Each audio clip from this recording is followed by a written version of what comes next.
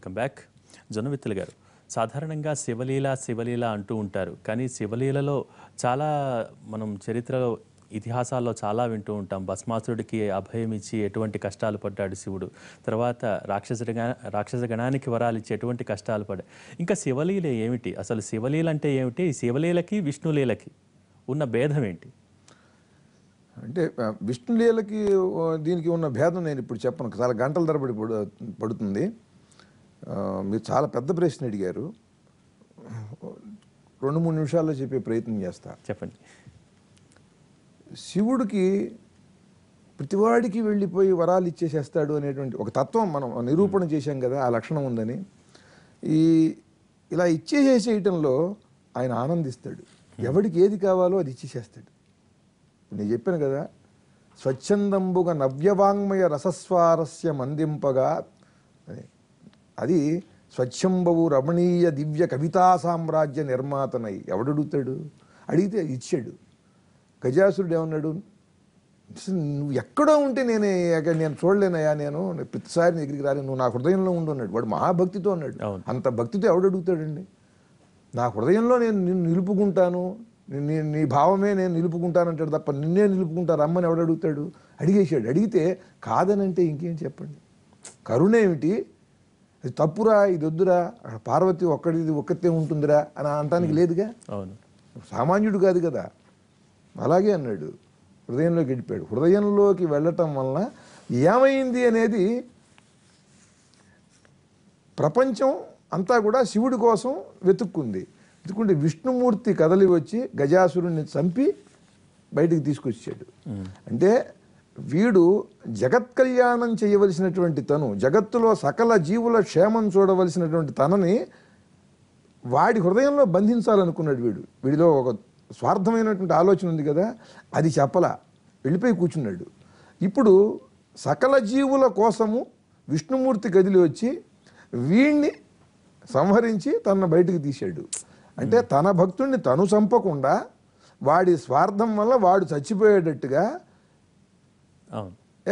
తన కోసం విష్ణుమూర్తి వచ్చేలా చేసుకున్నాడు. అంతే తప్ప చేతగాకి వెళ్ళిపోయి కూర్చుంటే విష్ణుమూర్తి వచ్చి చేయలా. అట్లాగే భస్మాసురుడి విషయంలో నేను ఎవడి నెత్తిన తల పెడితే చెయ్యి పెడితే వాడు భస్మం అవుతాడన్నాడు. అన్నప్పుడు వెంటనే నేను ఇవ్వను రా అనంటే శివుడేంటి? వాడు అంత ఘోరమైన తపస్సు చేశాడు, సరేనని ఇచ్చాడు.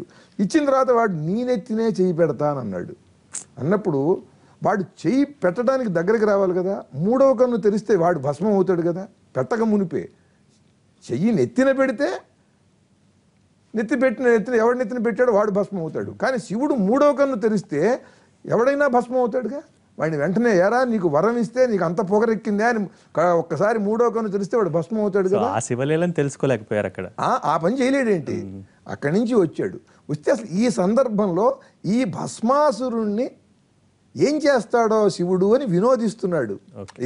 ఈ విష్ణుమూర్తి ఎలా వీణ్ణి తన నుండి తప్పించాలనుకుంటాడు, ఆయన ఎలా కంగారు పడతాడు, ఆయన ఎన్ని వేషాలు వేస్తాడు, వీడేం చేస్తాడు, అందరూ ఏమనుకుంటారు అని కంగారు నటిస్తూ లీలగా చూస్తున్నాడు. విష్ణువుకి తను పరీక్ష పెట్టాడు. తనేమి భస్మాసురుడి నుంచి భయపడి పారిపోలేదు. విష్ణువుకి తను పరీక్ష పెట్టాడు. తను ఒక 3వ కన్ను తెరిస్తే చావడా. అలా శివలీల అనేది చమత్కారంగా ఉంటుంది అని నేను అర్థం చేసుకున్నాను. అంటే చాలా నిరాడంబరంగా ఉంటూ అమాయకంగా ఉంటూ అన్నిట్లో చిక్కుల్లో చిక్కుకుంటున్నాడు అని అందరికీ అనిపిస్తూ, విష్ణుమూర్తి చేయాల్సిన పని ఏంటండి? సృష్టిని నిరంతరం కొనసాగేలా చేయాలి. స్థితికారకుడు కనుక స్థితికారకుడు ఏం చేస్తాడండి? తనేవాడిని చంపేసేస్తే స్థితికారకుడు కామ్గా కూర్చోట్లా. అందుకని స్థితికారకుడు తన పని తను చెయ్యాలి. తను వరం ఇచ్చేసేయాలి. తన భక్తుడికి వరం ఇచ్చినట్టు ఉండాలి, స్థితికారకుడికి పని పెట్టాలి. వాళ్ళు ఏం చేస్తారో తను చూస్తూ వినోదిస్తుంటాడు, భయం నటిస్తూ. అది శివుడు గొప్ప. శ్రీ మంజునాథ సినిమాలో కూడా ఒక అద్భుతమైన సన్నివేశం, శివ గంగా సంవాదం చాలా అద్భుతంగా ఉంటుంది. రైట్, దాని గురించి ఒక 2 మాటలు. దానికి మంచి పాట అది. దాంట్లో ఒక భాగం వస్తుంది భగీరథుడిది. గంగ అంటుంది, నేను నీ మీద దూకితే నువ్వు చాలా ఇబ్బంది పడతావని.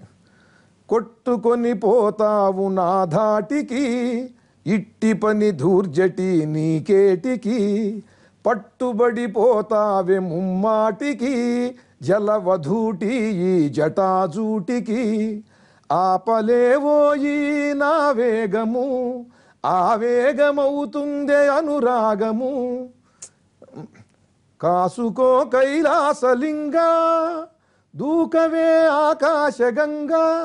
ఇట్లా వాళ్ళ సంవాదం. చాలా సంతోషం అండి. ఈ మహాశివరాత్రి సాయంత్రం నాడు మీతో చక్కగా పరమేశ్వరుడి రచనల గురించి ఇలా ముచ్చటించడం చాలా ఆనందంగా ఉంది. ధన్యవాదాలు. మా స్టూడియోకి వచ్చి చాలా చక్కటి విషయాలు తెలియజేశారు. ధన్యవాదాలు జొన్నవిత్తుల రామలింగేశ్వర గారు. మరొకసారి మీకు కూడా శుభాకాంక్షలు. ఈ శివరాత్రి సందర్భంగా శివభక్తులందరికీ నా హృదయపూర్వకమైనటువంటి నమస్కారాలు. మీకు కూడా మరొకసారి ధన్యవాదాలు తెలియజేసుకుంటున్నాం. ఇది మహాశివరాత్రి సాయన జొన్నవిత్తుల రామలింగేశ్వరరావు గారితో ప్రత్యేక చర్చా కార్యక్రమం. మరో చర్చా కార్యక్రమంలో మళ్ళీ కలుద్దాం. నమస్కారం.